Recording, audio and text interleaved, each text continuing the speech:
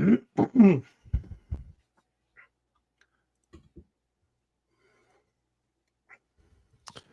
was an interesting week 5 across the SEC. Some pretenders, some contenders, a whole lot to react to. This is our SEC Squad live reaction show on a Sunday. You're talking ball with the SEC Squad. From Alabama to Tennessee, from Georgia to Oklahoma, from Auburn to Texas, it's the local experts of the Locked On Podcast Network bringing you scoops, breakdowns, and the most comprehensive preview of the upcoming SEC weekend. It's the SEC Squad, and we have a seat for you. Hurt feelings and thin skin are prohibited. Squad up, you're part of the SEC Squad. And what is up, everybody? Welcome into our SEC Squad show as we're getting you guys, we're reacting to what we saw in SEC Week 5. And today's episode is brought to you by FanDuel. Right now, new customers can bet just $5. And if your bet wins, you'll get $300 in bonus bets. Use across the app. Download the app today. Let's welcome in our squad that we have here today. We got Luke Robinson from Locked On Bama. We got Chris Marler, Locked On Gamecocks. We got Stephen Willis, Locked On Ole Miss. I'm Chris Gordy, Locked On SEC. We'll see if we have some of our other guys join us. And fellas, right off the bat, we are live across all of our SEC channels, except right when we went live, I just got an error that Locked On Bulldogs would not go live to their channel. So we will not have Georgia fans reacting in the comments. I don't know if this was a sabotage. I'll speak for all of them. Goodness gracious. But fellas, let's start there, because this was, we hyped it up last week as the game of the week, and I just kept saying, man, like, Georgia doesn't lose at home. They, in this Kirby Smart team, the defense didn't look great a couple weeks ago against Tennessee, but I just thought at home they're going to look a lot better. We know how Kalen DeBoer has struggled on the road at Alabama for the most part in his tenure there. But, man, when you got somebody's number, Luke, it's mental with Kirby. When he sees that crimson color coming, he forgets football. Well, I don't know about forget football, but there is just something. It's an aura. That's what I love about sports. That's the only thing that's left. We've got analytics out the yin yang, right? We can say, who does what, when, and how you're supposed to do it, and the percentage is this. But I love the intangible, the mojo, the weirdness about sports that you just can't explain. For some reason, Georgia just has an Alabama problem, and frankly. And I'm not trying to play the if Colt hadn't gotten hurt card, but Alabama had their two best wide receivers, two really good NFL wide receivers that got hurt in the national championship game and weren't available. And had they been there, Alabama probably wouldn't have lost to Georgia. So I'm just saying that for whatever reason, Georgia has a Bama problem. It doesn't mean Georgia's not good. Georgia's really good. I thought Kirby handled it awesomely, by the way. I want to say that. Kirby went on his press conference and said, some snarky little reporter. By the way, there's been a lot of those lately. He said something like, "Hey, you're 1-7 against Bama. Well, what's the deal with that?" And he was like, "Oh, okay. What's everybody else's record against them?" And you know what? He's absolutely right. It's not the most embarrassing thing in the world. He's still the coach that won back-to-back national championships and is a perennial playoff contender. Alabama's just really good too. And for whatever reason, Alabama does have their number. And we can talk about Kalen DeBoer's road woes all we want to, but after off weeks, he's pretty doggone good. Marler, you want to jump in here? Guys, it's been 4 minutes. I haven't been yelled at by anybody on the squad show, so happy to be here. Shut up, Marler. Yeah, let me talk. You gotta say it. You gotta say it at least 7 more times for it to be text. So the Kirby thing is interesting. I think Luke is right and wrong a little bit here. Maybe not wrong, but like right. And then also I'll push back on a couple things. The thing with Kirby is that there's something that happens to him whenever he faces Bama. That defense was playing well enough in the second half, kick the field goal and tie it up, and you probably think you can probably get the ball back, win the game. Because that's the point, is to win the game. And I don't think he does that against everybody. He said he's like, that 4th and 1 call, hindsight's 20/20, whatever. But the idea that you were running the ball for 7 yards a carry. You put in a 4th string running back who had seen no action during the game. You hand him the ball. Let's also keep in mind that on 4th and goal from the 3 or something like that earlier in the game, he went for it then too and threw the football, which was shocking to me because, again, you were running the football down Bama's throat at times. And the moment Nate Frazier fumbled, he came out of the game. They were still fine with the backup in there. I just that last play call was odd. You had no answers for Kalen DeBoer in the first half of this game. Alabama deserves a ton of credit here. They have outcoached Kirby Smart and his defensive staff for 2 years in a row. And I tell you what, this idea, Georgia is quick when it comes to Bama. Georgia is quickly becoming Penn State, because every year we talk about this. I'm guilty of it too. Every year we sit here and say Bama's going to go in there and lose to Georgia. Blah blah blah blah. Penn State's going to win the national championship. They're going to go beat Ohio State. It's a whiteout, whatever. It's a blackout in Athens. Alabama went in there and absolutely dominated them in parts of the game that Georgia is not used to being dominated at. They were more creative.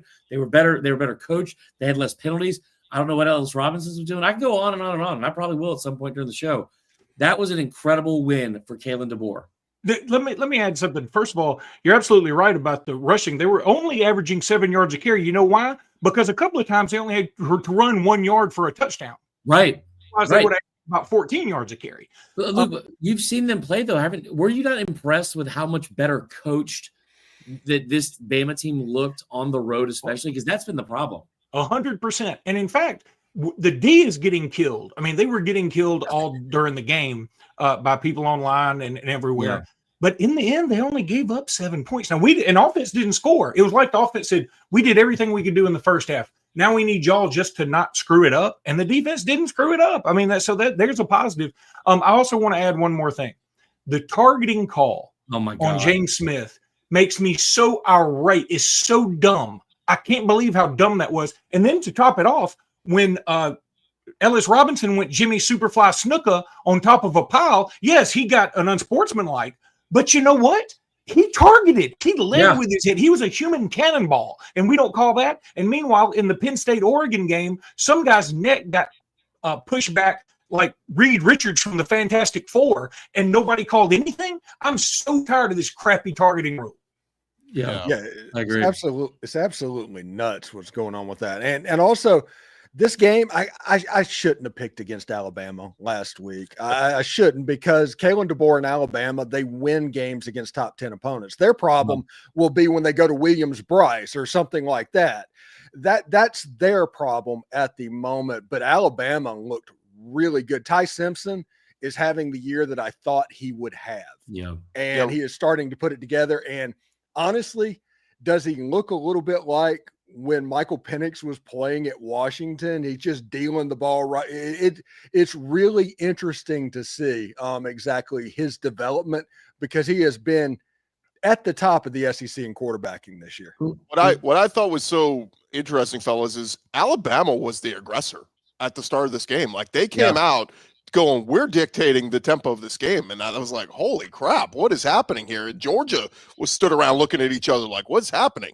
That said, second half, I thought Georgia's defense stepped up. They started making plays. They started, but they shut out Alabama in the second half. They didn't score a point in the second half, Alabama, but it wasn't needed. The first half lead was enough. And man, if you're a Georgia fan, there's so many plays. Like, a lot of people in the comments are talking about the wide open touchdown that is dropped.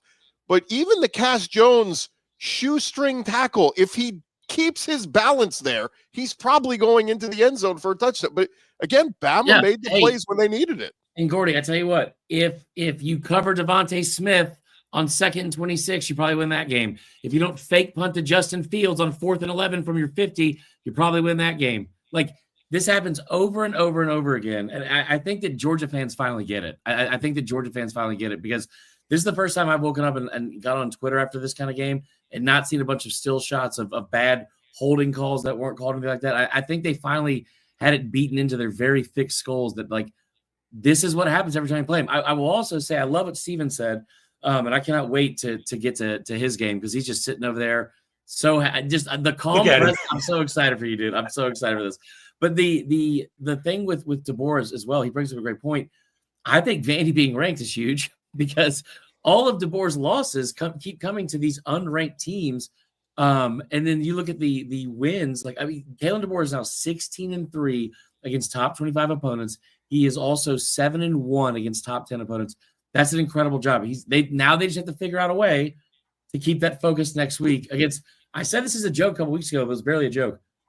You had to feel almost more confident they could go beat Georgia then that they could go beat Georgia and then beat Vanderbilt, because they have Georgia's number. And Vandy, man, I tell you what, and just last thing on Kirby's response, look at all the other teams.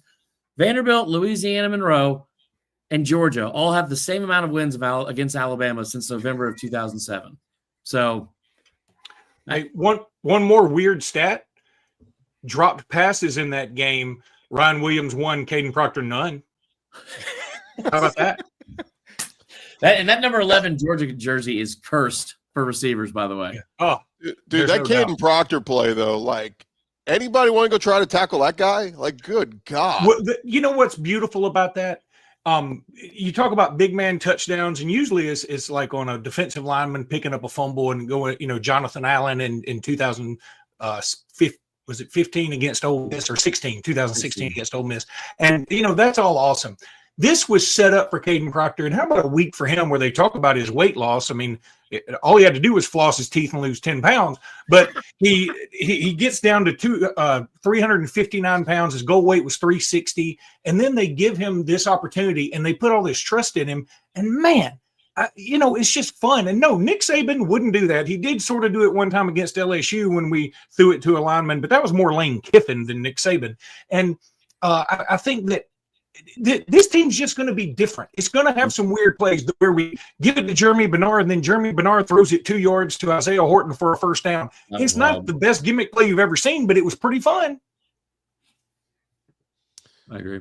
Yeah, by the way, we're getting it in the comments. It was announced this morning. College Game Day is heading to Tuscaloosa next week for the Vanderbilt game. We live in? And it's crazy because Corey, blow it out, Corey. Here's what I heard from some folks behind the scenes. They were going to Tallahassee for FSU Miami until Florida State lost to Virginia in overtime on Friday night. And then I heard Houston versus Texas Tech this coming week, both undefeated, was kind of in the waiting if Bama was going to lose to Georgia. If Bama lost to Georgia, they weren't going to Tuscaloosa. But because Bama beat Georgia, they held out, waited for that one, and they got Vanderbilt. A College Game Day is going to a game Vanderbilt is playing. So what you're saying is because Alabama was able to win a game, they were able to keep Vandy was able to get game day. So it wasn't because of Vandy getting game day. It was an Alabama win that did it. It's part of that. 5-0 since I think 2008. I think the last time Vanderbilt was 5-0. So it's a great story, but I'll say it. I think Bama's probably the sell here for game day.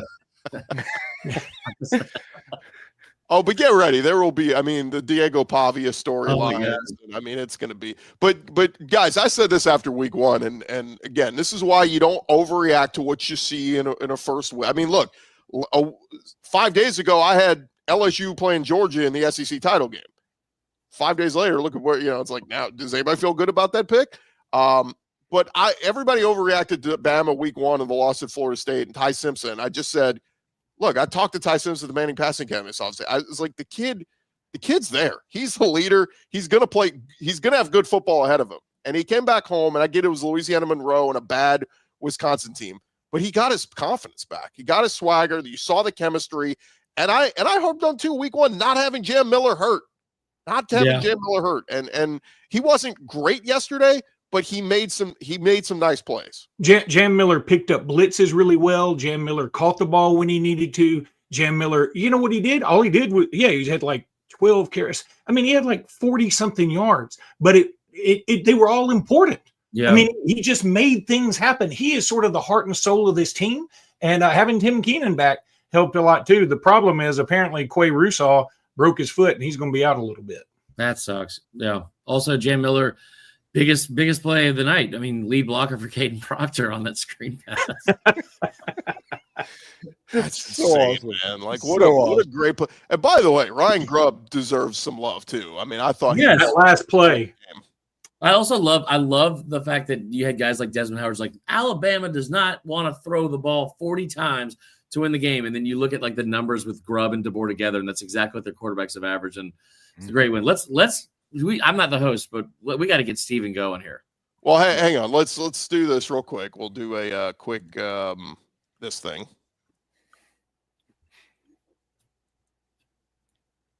And we want to let you guys know about our friends over 5 Hour Energy. Caffeine just got a flavor upgrade. 5 Hour Energy shots.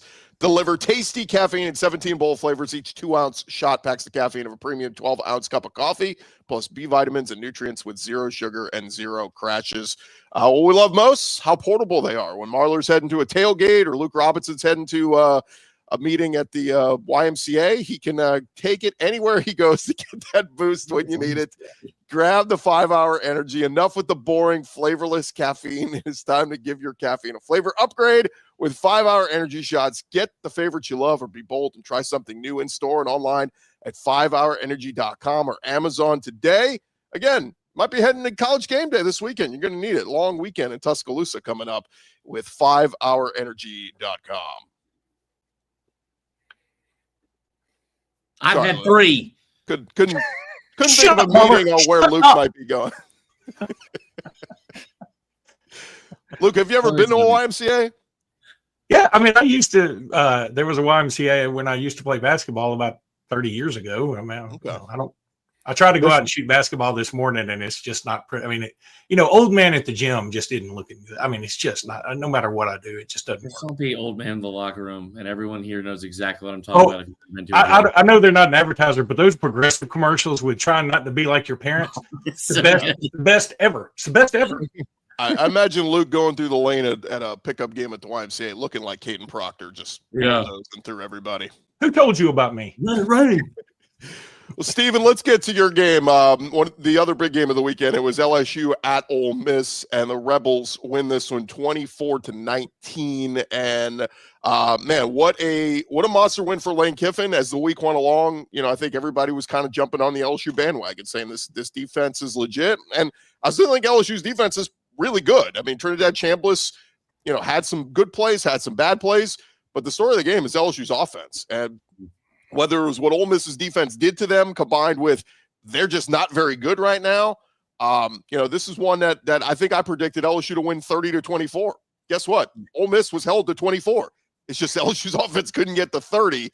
What'd you make of the game, Stephen? I thought it was interesting defensively that Ole Miss just rushed 3 every single play, and they did not get away from that at all. And also the fact that the last time a top 10 opponent came into Oxford, Mississippi, it was Georgia, and Lane Kiffin took care of that as well. Maybe this whole big game Lane thing that everybody liked to joke about, that can be get put to bed for the time being. I think offensively, listen, everybody was supremely confident about this game. LSU fans were supremely confident about this game. Ole Miss fans were supremely confident about this game. Both sides were almost uncomfortably confident about this football game. And what you saw is Lane Kiffin, he had this cat that ate the canary grin on his face all during the week, which means he found something against the LSU Tigers and the way to make that defense hurt. And what he found was what they were doing over and over on short yardage that led to 50% third down conversion and keeping long drives alive. If you didn't turn the ball over, you overcame double-digit penalties in this game. Ole Miss's offense didn't play particularly well. All week we heard this is going to be a D2 quarterback going up against an $18 million defense. This is a D2 quarterback going up against an $18 million defense. Well, maybe they thought it was D3. Maybe they just didn't know. Maybe they want a refund. Either way, Ole Miss dominated that game, and that score was very flattering to LSU. I'm so happy for Steven. I mean, look at the confidence. He's sitting there he's sitting straight up. His posture's good. I love it, man. He really is. And you know what? Lane Kiffin this week, after that documentary, I think he became like a lovable character. There were a lot of people who still didn't like him for whatever reason, maybe thought he was cocky. I thought that documentary really showed sort of a softer side about him, and you just want to like the dude. And he's just out there having fun now. And Ole Miss is a fun team to watch. The Chambliss is a great story. And I mean, woe to the team that has to face Ole Miss in the future. I mean, kudos. They're really, really good. Yeah, and one thing that's going to be interesting, Ole Miss has to go to Athens. They have to, in 3 weeks, go that way. They're not exactly setting the world on fire against the pass right now. I mean, that's not an unwinnable game, Georgia. Yeah. And then they have Oklahoma. I mean, you don't know about John Mateer. This is setting up right now, and it's early in the season, only 5 games into the season. I'm aware of that. But Jackson Dart left last year. Ole Miss went all in. This is kind of looking like the Tennessee T. Martin team a little bit. Oh. This might be Lane Kiffin's best team at Ole Miss. At least they're playing like that right now. I like the Tennessee Hendon Hooker one as well, just because, remember Joe Milton was the guy who started that year. And Hooker came in, which is so wild to me that I don't know what they could have seen. But, yeah, dude, congrats on the win. Awesome win. And here's the thing that I think is scary for LSU fans that I haven't really seen admitted too much of.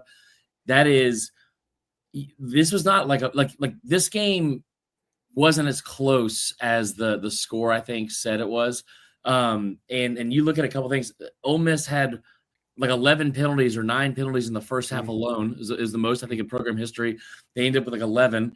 There were just whistles all day, really on both sides, but especially against Ole Miss. You had the fumble on the big pass play that they got down to like 2-yard line and fumbled in the end zone. I mean, this was very close to being a blowout in a lot of ways, where it's like, where at the very least, where LSU does not have a ton of, well, if this would have just gone our way, because a lot of things did go their way and they still weren't able to win. Tough environment on the road. They're down a starting tackle. Obviously, he gets injured in pregame. Obviously, Caden Durham. What I was most disappointed in from LSU is not the fact that they lost or that the defense got kind of shredded after what we'd seen from them the first 4 weeks. The lack of intent in the run game, I thought, was shocking, because Ole Miss came in and had, statistically, they had the worst run defense in the entire SEC, giving them like 190 yards per game. I understand Caden Durham's out. I understand they've struggled running the football. But in the first half, knowing that and knowing that they wanted to try and establish the run to an extent, at least that's what Brian Kelly said all week, they had 3 carries to their running backs for 14 yards. Like, at some point, why not try to be intentional with the run game? Xavier Thomas he got the start in the backfield. So I thought that was weird. And the other thing, too, is it's not a secret at this point. It feels like something is wrong with Garrett Nussmeier. I think, like, physically, I think he seems hurt. He's just not able to get the same amount of zip on balls. And then we saw some of that 2024 A&M game, Nussmeier reared its ugly head with some of the decision-making that he had. And I think I still think it's a very long season. LSU is a very good football team still, and the ceiling is still incredibly high because of like the talent on the roster. What a win, man. And again, Trinidad Chambliss is QB1. It's over now. It's over now. It's just going to get weird in Oxford and what's going on. But Trinidad Chambliss, not only is he QB1, if he's not on Heisman list this week, I'd be surprised. Well, the interesting part is the people who signed NIL deals with Austin Simmons. No ROI there. I'll push back a little bit. I thought there were plays, the pick 6 play that DJ Pickett had that could have made it 14-3.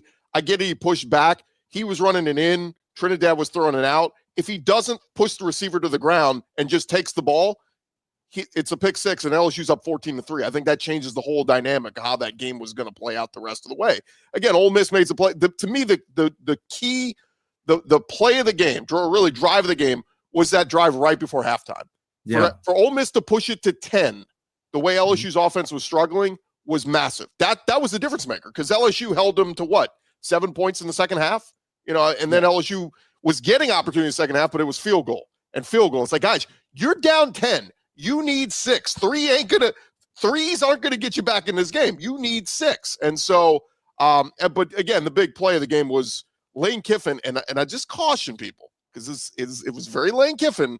The end of the game, it's 4th down. He goes for it. They get it. But if that backfires, and you're giving LSU the ball at around midfield? Again, I like the faith and confidence in your team, but against a good team, that's going to cost Lane. Let me say this. Wait, real quick. Ole Miss ran that play 4 times against LSU, and it worked every single time. And not only that, the receiver was wide open. Wide open. That's the biggest receiver in the history of football, by the way. And let me say this. Proctor. Let me say this, that I disagree with you here. I think Ole Miss, given who they are, their history, the brand, and what they're on the precipice of, I think it's more important for them to be aggressive. Whereas for Georgia, they're established. They know what they're doing. Kick the damn field goal. Yeah. And then I think it's if Georgia goes for it, I think when they did, I thought it was a bad move, because only something bad could happen. And they were gashing Alabama, especially the play call. The play call was terrible. But Ole Miss, man, you're trying to make a move. You're trying to get up to that upper echelon. And how do you do that? you do a play like that, and you put confidence all in the whole program and in the culture. See, I could be wrong, but Steven, were they in field goal range? Because they were just at the 34, right? Long Yes. field goal. The field goal kicker that Ole Miss has missed 150-yard field goal in his career. He's like 9 of 10. He is really, he's a Groza candidate. But what Lane Kiffin was scared of, and this is honest, and we've seen the weird Ole Miss LSU games in the past. What if it's a bad snap? What if it gets blocked and gets returned for a touchdown? Yeah. That is the reason they were a little bit worried about it. And this, if you just didn't get the first down, you actually saved 7 yards on it. Yeah, I thought Put that was that a really comment cool up, move Morty. Yeah, it was good. I thought it was a really good move by Lane. I thought it was awesome to see him put that kind of confidence in his player and in himself in the play call. I thought that was a really cool moment yesterday. I don't want to go back to this game at all. I just want to see your reaction when I bring this up. How about that field goal from Alabama yesterday? Did that land yet? Did that land yet? Yeah. By the way, I would like to have some kickers try out, and I wouldn't be surprised if Lieutenant Dan comes out there and kicks our next field goal, because that field goal should have gotten a DUI. That ball is still rolling down to Alpharetta. I mean, Andy Papanastos called and goes, "What are you doing?" I love that you brought up Lieutenant Dan, because just like Lieutenant Dan, LSU cannot run. So there's that. Let me go back to LSU real quick, because I got to beat them up a little bit. Mm-hmm. We heard 2 weeks ago Brian Kelly say, Nussmeier's got this torso injury, but we just need to get him to the bye week. We just need to get him the bye week, and he's going to get fully healthy. Everybody's going, wait, you're playing Southeastern this week. How about you sit his ass, play Michael Van Buren, and get him ready for the Ole Miss game? But they don't do that. And I think this is them being selfish. I think this is the BS of, Nuss has got to win the Heisman. We got to get him stats. He can't take a week off. He's going to fall out of the Heisman race. Well, you just fell out of the Heisman race, my boy, because you sucked ass. And so after the game, they ask him about his injury. Hey, Nuss, are you healthy? I'm not going to answer questions about my health. Well, then it's one or the other. Either you're hurt, and that's a good excuse for you playing like crap, or you just suck ass now. And that's the reality is.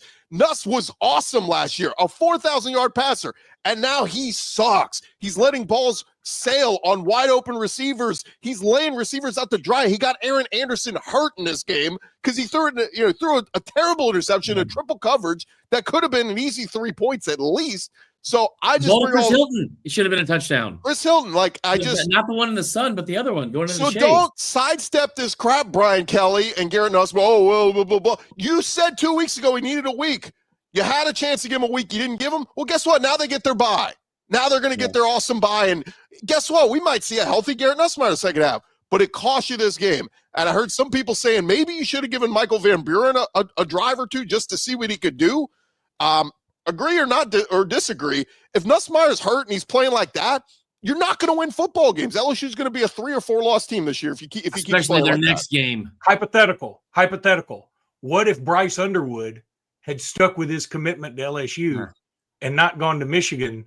Would there be a QB controversy right now? So if Bryce Underwood, I love this idea, but here's the thing about that. And I think the Bryce Underwood thing is such a massive win for LSU still.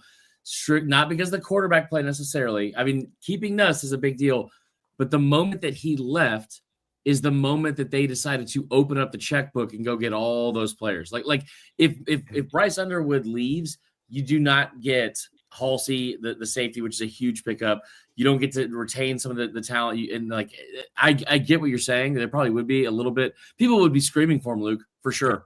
And also Nussmeier might have gone pro. In fairness, the guys that LSU bought in the portal all played great. I mean, AJ Halsey made a game-changing play they all played great. It's Anderson, the freaking star quarterback that is sucking ass for LSU and costing them games. Yeah. So Brian Kelly is costing LSU games because Pete Golding completely did a clinic on the LSU offense. We're just going to rush 3, run us out of it, make us not doing it. And Sloan and Kelly kept throwing the ball to where just run the ball. That work. Just run the football. Show it. They showed the stat, and this is what pisses me off. Is I think you have to give a lot of credit to Ole Miss for sure, but LSU, they showed the stat. I think that Nussmeier was 10 of 11 to start the game in when they had 7 in coverage, which is still a ton. But the number when they had dropped 8 or more, which became the entire second half, it seemed, was it was pedestrian. You're Steven, you're 1,000% right. Like, it was shocking to me at how unwilling they were. You have Harlan Berry, former 5-star, Caleb and Jackson, they finally ran. They finally ran Berry late, and he looked good. I'm like, why didn't you run that guy in the first half? This whole he's a freshman. This isn't 1942. We don't play freshmen. Like, he's your best damn healthy running back. Play his ass. Yeah, the funny thing is like he looked good. He looked great. He averaged 3 yards a carry. Oh, but for them, dude, that's like that's the best running back. The only thing I'll say on this to close out this game, Steven, is I still don't think this defense is as talented as last year's Ole Miss defense. I think. Oh no, it absolutely is not. But what this defense is smart, and the young pups that are playing on the defensive line that just are getting their first starts ever, and Cam Franklin and William Eccles are turning into dudes on that defensive line. By the end of the year, they're going to be a problem defensively, and they're going to get better and better over the course of the year. And let's look at Ole Miss's schedule real quick. They get terrible Washington State. They get a bye week. Then they get terrible Washington State. Don't beat the crap out of them.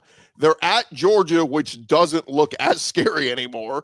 Mm-hmm. You're at Oklahoma, and that's a tough back-to-back. But then they're home against South Carolina, who they should beat. You play the Citadel, you play Florida, and then you're at Mississippi State. The Egg Bowl might be, outside of at Georgia and at Oklahoma, the Egg Bowl might be the game that stands between Ole Miss going 10-2 and making the playoff or not. You're about to go to Narnia, Steven, the place you've never been, Atlanta. It's going to be fantastic. All I know is at 8:00 last night, I was as happy as I could be thinking about this football season and what it could do. You know, this Ole Miss LSU game was the first time they've met undefeated since Billy Cannon's punt return. Yeah. First time that's happened. And Ole Miss, even though the game's in September, at least you get rid of some of those demons that every Halloween game that Ole Miss and LSU played, you had to watch that damn punt return. I tell you what. Every single time. By 8 p.m. last night, I think I had drank all the Fireball in Baton Rouge. I'll tell you that right now, for a number of reasons, not because LSU lost. Well, coming up, fellas, we're going to touch on some of the other big games. Tennessee surviving a scare in Starkville, and would you look at that? Auburn's 0-2 in the SEC. We'll discuss that coming up next. I'm trying to take a shot. Hey, want to remind you guys about our friends over at Quo. They used to be Open Phone. One of the tools that helps make a huge difference for business owners is Quo, formerly Open Phone. It's the same great business phone system you heard us talking about before, just with a new name. And here's why it matters. Every missed call is money left on the table. When every customer conversation counts, you need a phone system that keeps you connected 24/7. It's the #1 business phone system that streamlines customer communications. It works right through an app on your phone or computer, so no more carrying two phones or relying on a landline. See why over 90,000 businesses trust Quo, formerly Open Phone. Get started for free and get 20% off your first 6 months at QUO.com/LockedOnCollege. That's QUO.com/LockedOnCollege. And if you've got existing numbers with another service, they will port them over at no extra charge. QUO, no missed calls, no missed customers. And look, guys, the NFL is about to get started here on this Sunday, and FanDuel has an offer you don't want to miss right now. New customers can bet just $5 and get $300 in bonus bets if you win. That's right. You pick a bet, you put down $5, and if it hits, you will unlock $300 in bonus bets to use across the app. Again, you're playing fantasy football anyway. You're watching NFL games. You're watching the college games. They got all the big SEC games up there every week. If you're watching football anyway, look, it makes it even more exciting if you got a little something riding on the action. Whether you're a casual fan or you love diving into the stats, FanDuel makes the game day experience so much better. So what are you waiting for? Visit FanDuel.com, download the FanDuel app today, and get started. I want to piggyback on that. What's up? What you got? Piggyback on FanDuel. It is a great deal. $5 wins you $300 in bonus bets. Do not start a joint betting account with your fiance or significant other, because the amount of arguments we've had over parlays in the last 24 hours has been unbelievable. And we've been winning. It's unbelievable. But definitely go to FanDuel. It's a great deal. Man, I would a joint Facebook account. I wouldn't recommend anything joint, right, Luke? This is way cooler. Luke, you're muted. You're muted. You know what? I'm famous for muting myself. It's the untangling of the joint stuff later on that's the problem. And I don't know how it is for a FanDuel account. I can tell you how it is for a checking account. Where do you guys want to go next? You want to do Tennessee, Mississippi State, or Auburn? No, I don't. I want to talk about South Carolina. There's no one from Tennessee or Mississippi State on the show. Okay, well, let's do South Carolina. Monster win, 35-13. Seth McGowan scores the first touchdown of the game for Kentucky, and he throws a football. Lenore Sellers' grandfather, if you missed that story, he had to apologize after the game, but that would be the only touchdown Kentucky would score in this one, as Lenore Sellers in South Carolina called this a get-right game. It was a get-right game for the Gamecocks.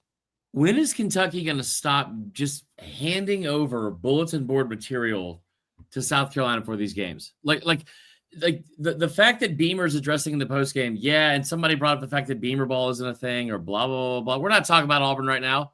You know what? We'll start talking about those teams when the host of the shows show up to the actual event.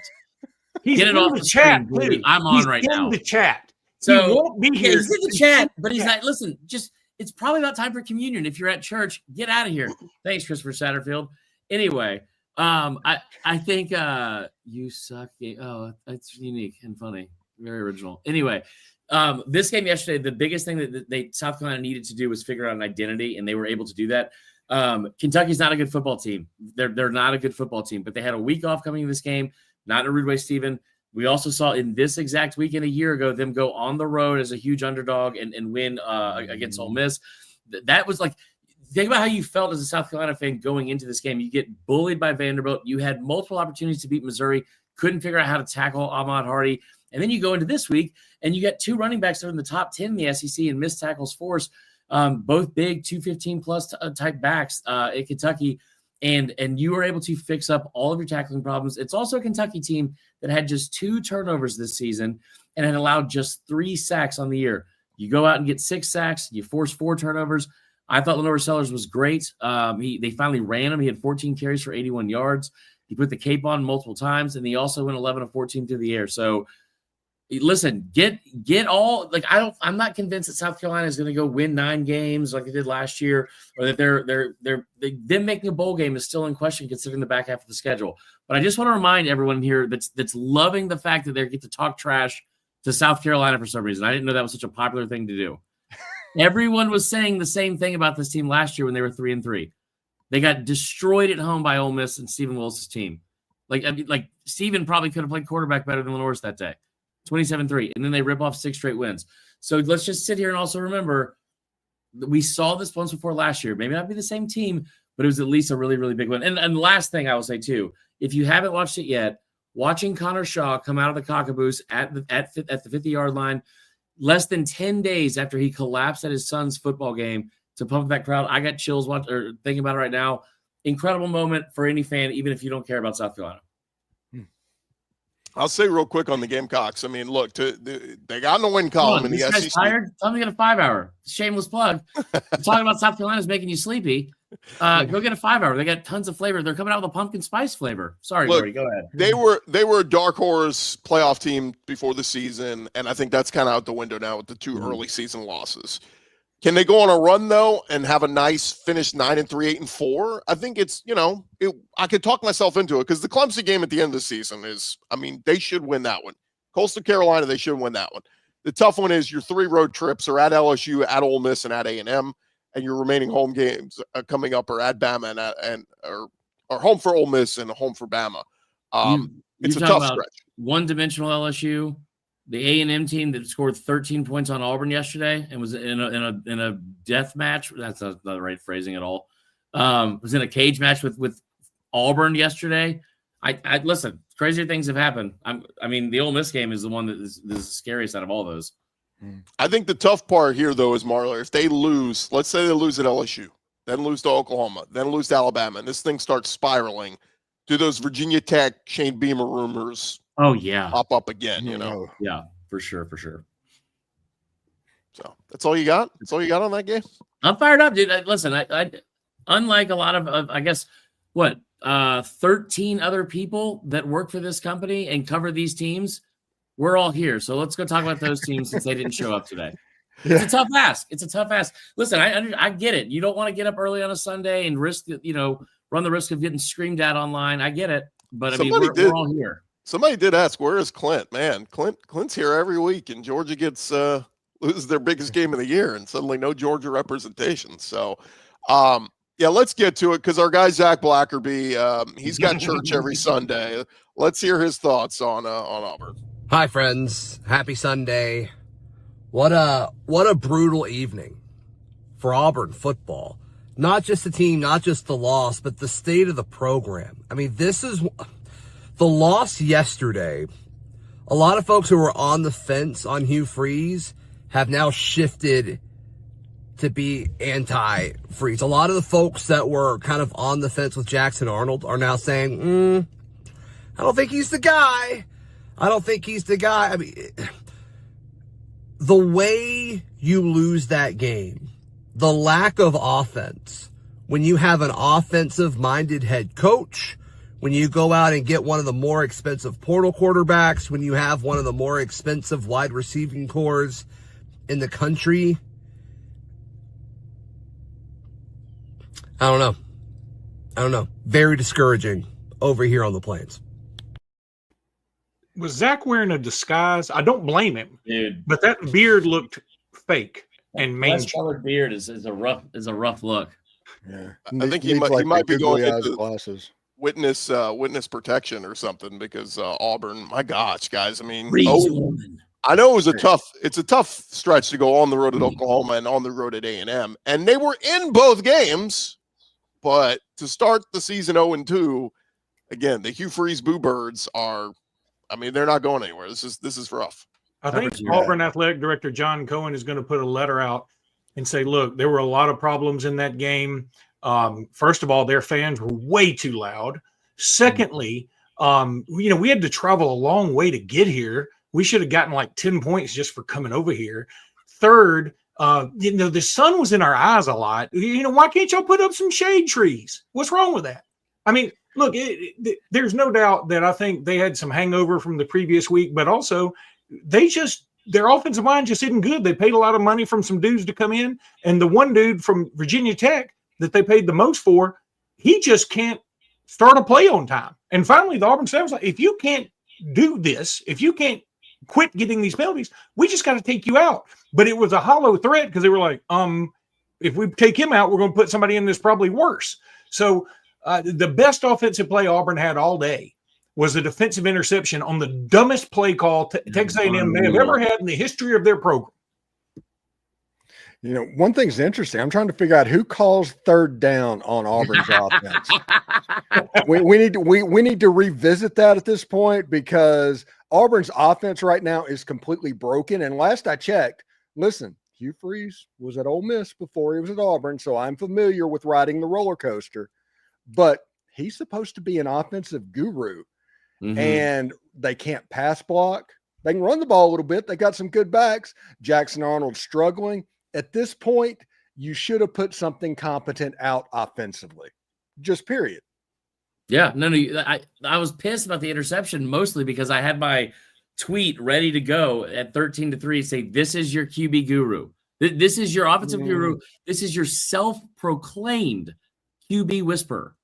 And I tell you what, Auburn fans better line up right now and go apologize to Peyton Thorne because you guys sat there and talked like he was the reason you guys had an issue. You had a running back in that backfield that averaged over 200 yards in games he was given 20 or more carries. He was arguably the best running back in the SEC. He averaged like 6.7 yards per carry last year. And you never gave him the ball. You know how many 20 carry games he had in his career in 46 games at Auburn? 2.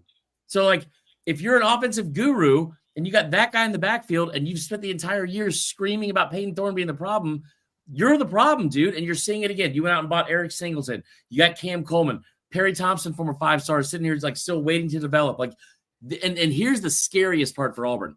They've never had an offensive line. Luke, you know this. In the last 15 years, this is the best offensive line they've had in 15 years. And it's still this bad. But you got a kid, Jackson Arnold, who I think has some talent. But he's either not reading defenses. He's definitely holding on to the ball for too long. But there's no adjustments being made from the offense. Hugh Freeze does not warrant the kind of it's my way or the highway attitude at all. You were ran out of town in Ole Miss for everyone knows why. You went to Liberty. You started sliding into DMs. You started it's unbelievable that he came here with this kind of arrogance, in my opinion. I thought this was a perfect fit. A delusional narcissist that goes to a place full of delusional narcissists to say, hey, man, there's just something different about us, though, huh? You guys wouldn't get it. It's different down here. And then hides behind Bible verses and stuff like that.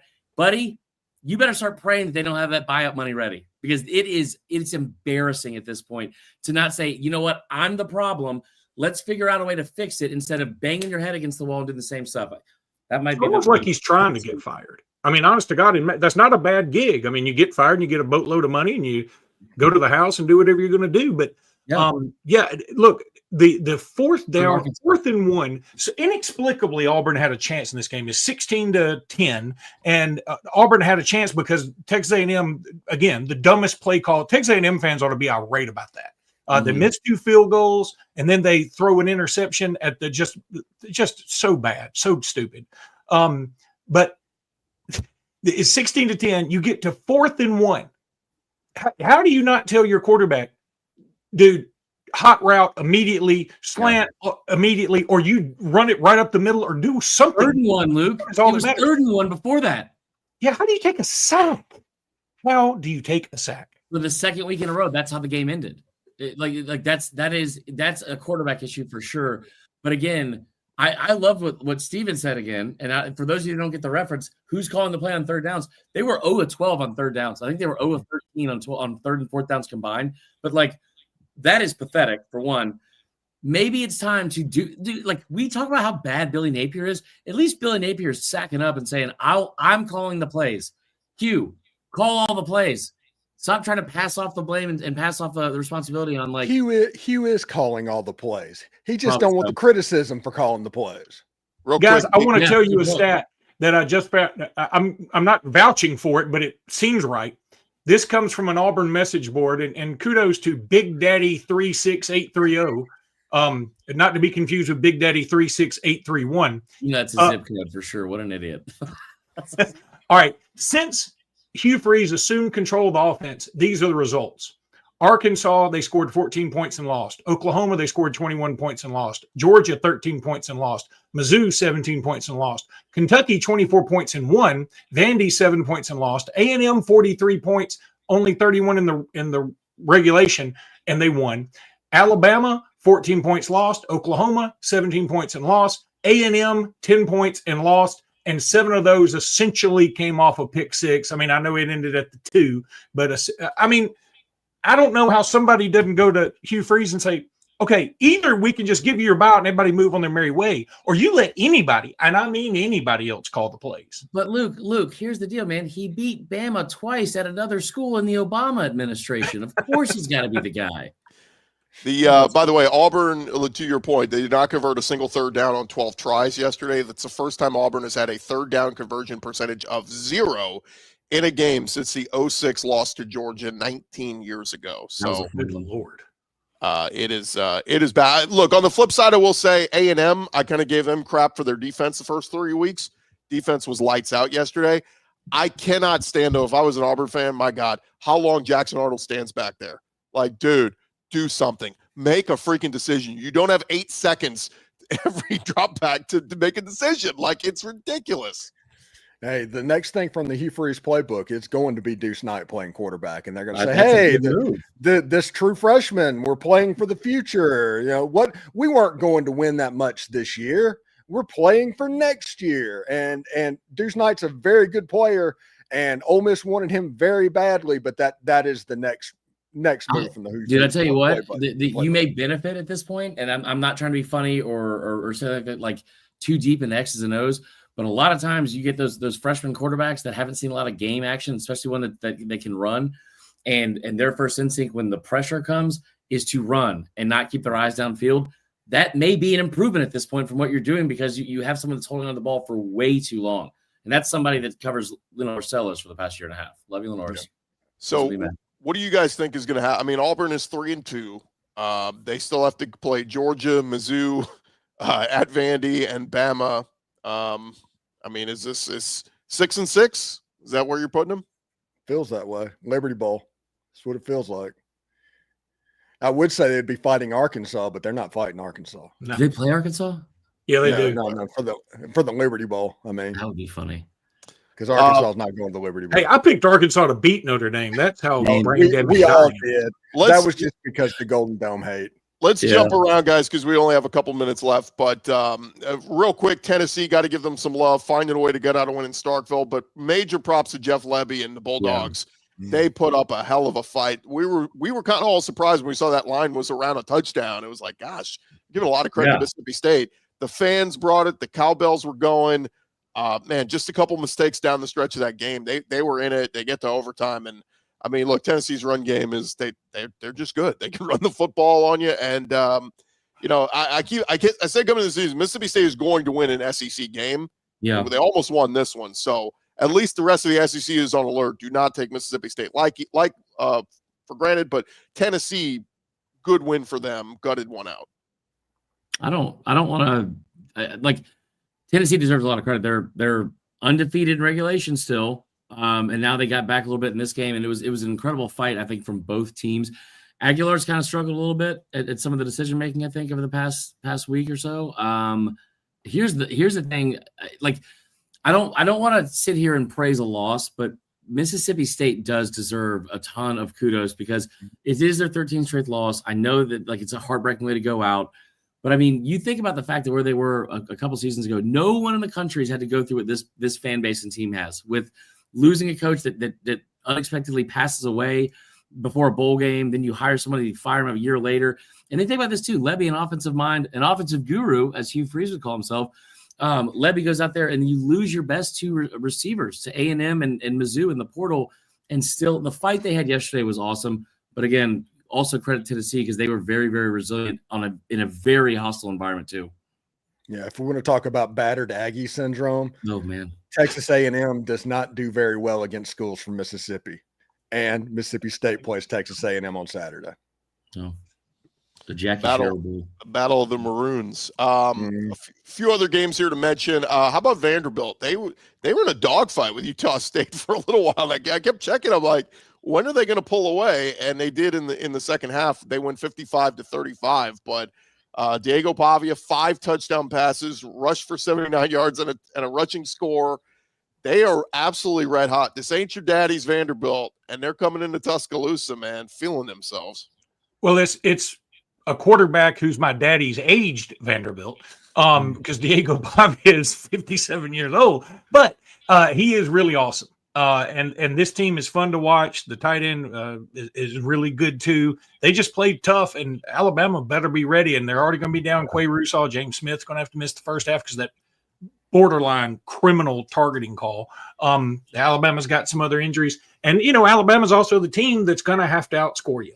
I mean, that's such a cliche thing to say, but Alabama's going to have to put a lot of points up. I mean, Vanderbilt has put 121, 122 points up the last 2 games they played or something like that. It's ridiculous. So they're going to be a formidable opponent, and it's going to be a big deal.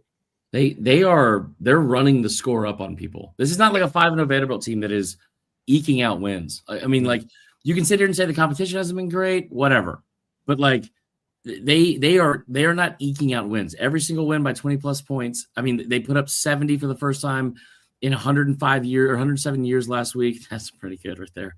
Maybe this guy should be on the panel. This guy's pretty funny.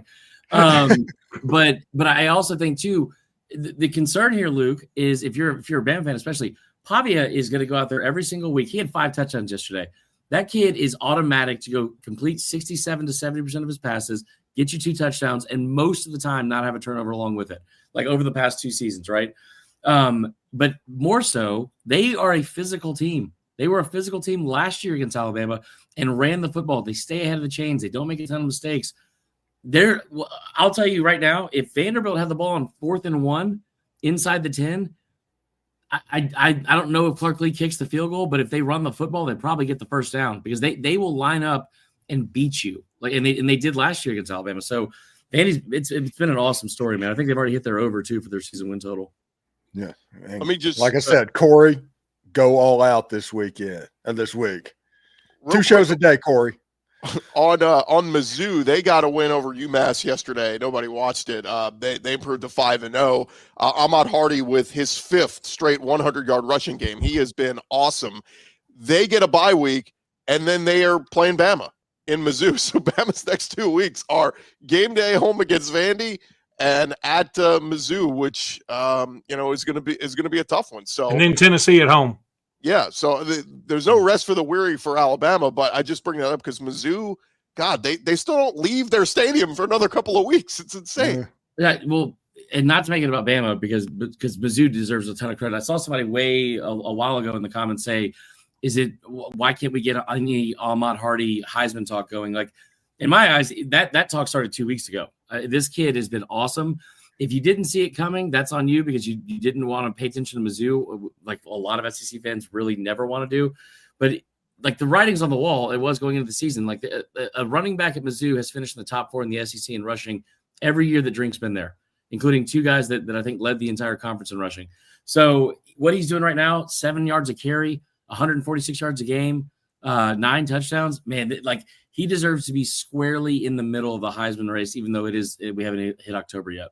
He is Caden Proctor carrying the football.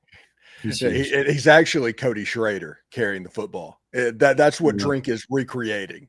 And whenever Mizzou has that with that stretch zone that Drink likes to run, Missouri becomes so good if they're just okay at quarterback. And Bo Perbula right now has been very good. And at least Alabama does really well against running backs who are very strong. And oh God.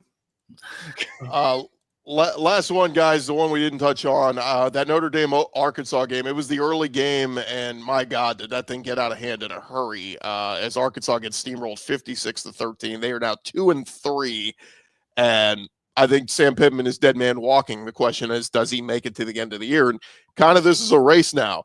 You got Billy Napier at Florida, you got Sam Pittman at Arkansas, and I think let's throw Mark Stoops in there at Kentucky. It's like a horse race. Who's going to be the first to get fired? I don't know if all 3 guys – I think all 3 guys are gone before the year ends. That sucks, man. It felt like very early they had a chance to roll over and die, and it was going to be interesting to see if they would. We all love Sam Pittman. I wish he had a job forever. It's probably time to move on. Also, everyone keeps making a big deal out of the buyout. The buyout's interesting, but that's it. Like it's 6.9 – versus 9.8 million versus like what they're not going to wait 3 games, I don't think, to see if they turn around so they can save less than $3 million. Not in like this day and age of college sports. That's nothing, especially with what Arkansas has. So I think they'll probably move on from him. But I mean, credit to Notre Dame on the road. That was an impressive win. But that last 2 touchdowns and like a minute and a half left in the first half was about the most depressing thing I think imaginable for Arkansas fans. That was awful. I have 2 words when it comes to that buyout and a hyphen. Walmart. Yeah. They can buy him out and then buy his children out just for the heck of it. So, I mean, I don't think the buyout should be a problem. The catch is going to be and there apparently is some kind of wording in the contract that makes this difficult. If Bobby Petrino can take over, he can maybe take over as an interim, but not ever be a permanent coach again. There's something weird in there I heard about this morning. But you all knew this was coming. I mean, Bobby Petrino somehow is going to worm his way to the top of this ladder. And, I don't know he's probably not a long-term solution or anything. But if I'm Arkansas, I call Kirk Cignetti and just say, listen, you come over here and you can get all the Walmart money you want. Just bring your bad stuff on and let's see what happens. Yeah. The coach that would be the perfect fit to me and would actually scare the heck out of me as an Ole Miss fan would be John Sumrall going to into Arkansas. Gus Malzahn. No, they've never hired Gus because Gus has like strung them along multiple times. I heard John talking about that. But it's interesting because the Q words happened in Fayetteville, and that game against Notre Dame, you never quit if you're a Southern football team against Notre Dame. Never. And it just up and down the field. It was almost one of those things. I think it was 2011 when Ole Miss played LSU. With 5 minutes to go in the fourth quarter, LSU took a knee and got in the victory formation to quit scoring and just ran out the clock. That was what happened on the Hill against Notre Dame. They just quit scoring because they didn't want to. Sam Pittman's a heck of a guy, but he's not going to lose his job until Hunter Yurachek loses his job. And because Hernan Yurachek is not going to have the benefit of hiring the next coach at Arkansas. No. That is passed. Real quick, guys. Mike Gundy, that'd be an interesting one. I think he'd be good at Arkansas. I'd be in for that. Let him coach the rest of this season. Who cares at this point? Yeah. Real quick, I'll say this. A few people in the comments saying, is John Neighbors okay? Look, John Neighbors expected this, so he's not. He's totally fine. Okay. It's unrelated to the game, but he's not okay. You can't kill something that's already dead inside. It would be the other way if he thought Arkansas was going to beat Notre Dame, which he said was not going to happen. Yeah. So it played out as expected. I mean, the interesting part is if you fire Pittman and make Petrino the interim coach, defense is the problem. I mean, I know the offense didn't do a ton, but at least through the first few weeks, offense was the least of your problems. It's the defense. Travis Williams, this might be the worst defense in the SEC, hands down. So they're awful. They're like 2023 LSU bad. I mean, they are really, really bad. Or 2020 LSU even. Like they are really bad. And I'd say that the thing that's so weird too is I finally get where Neighbors is coming from a little bit, because every time, even early on in that game, when they had a chance to do anything, drop passes, dropped interception, another drop pass. I mean, like it's just it's frustrating for sure. Yeah. Well, guys, go ahead, Steven. It's just sad. I don't think Travis Williams is ever going to coach defensively coordinate again. I think this is a career ender for him. Real quick, we will be we'll do our squad show later this week. It's kind of a weird week in the SEC. Texas at Florida will be interesting because it's Arch Manning on the road for the first time. Vandy, Alabama will get a lot of the attention. The only other one, Mississippi State A&M, which you guys kind of said, that's kind of gathered some interest now because of Mississippi State and their offense, and Kentucky at Georgia. I mean, that should be a get-right game for Kirby Smart and the Bulldogs. But and Kent State plays Oklahoma, which, okay, no John Mateer. It kind of is whatever. So kind of a dud week coming up in the SEC, but maybe there'll be some sneaky good games to react to. Any closing thoughts from you guys before we wrap up? Nope. See you in Atlanta. Yeah, don't drink bleach either. That's not a good idea. See you guys See ya. later in the week.